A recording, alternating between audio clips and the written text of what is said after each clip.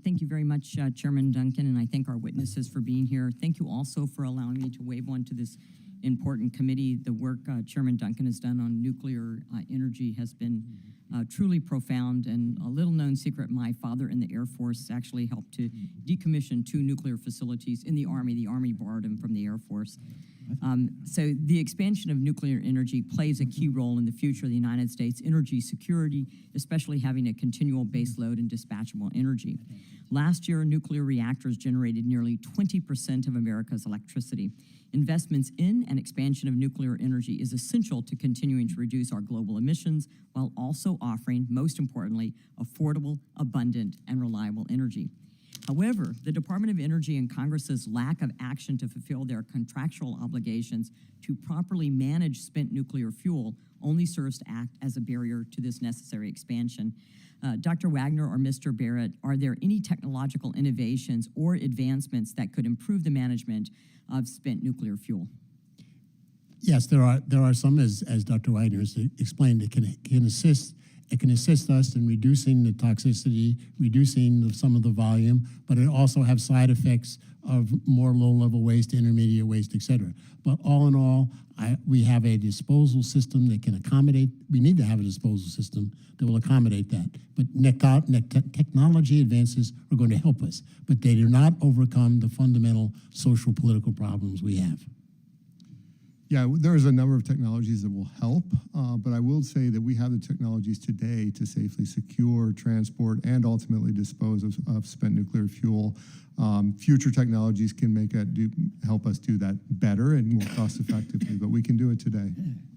I would echo that. As a former director of public health, we were in charge of all radioactive material, and most people don't know that there is a transit of nuclear material that goes by on railroads every single day, and we handle that in departments of public health. How can we incentivize the development and implementation of alternative technologies for spent nuclear fuel management? How can we incentivize? What do we need to do in Congress? I think as part of, as we mend our broken disposal system, we need to look entirely at the entire system in a comprehensive way, as we've been trying to call for. In that evaluation, the newer advances in technology can be folded into that as to how much benefit is there technologically. What are the costs? What are the schedules, as some of you members have asked here today? So it would be appropriate for the Department of Energy to produce such an integrated plan on what are the options and what might the cost be and what might the schedules be. But it would certainly be a very worthwhile thing to do. It's been decades since we looked carefully at what are the cost savings to the nation, let me say, be they ratepayers or taxpayers, for interim storage. There's pros and cons on the interim storage. If we can do disposal fairly soon, it's probably not economic to do. If disposal is going to be generations away, it's economical to do. But how you cite all of these things together, they're integrated. We cannot take a piece out in isolation. Mr. White, what type of amendment to nuclear waste strategy should Congress immediately move forward with to protect the interests of ratepayers and the American taxpayer?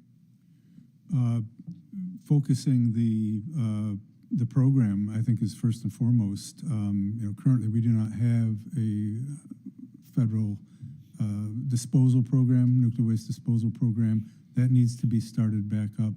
We've talked a little bit about the different models that could be, but at the end of the day, we just need to get something going, and it should be a high priority. And then, Mr. Barrett, the federal government, to both your points, the federal government spends millions per year on civil damages to electric utilities by not adapting our nuclear waste strategy to be realistic and functional. Should the U.S. move forward with a new strategy that includes Yucca Mountain but allows for additional options?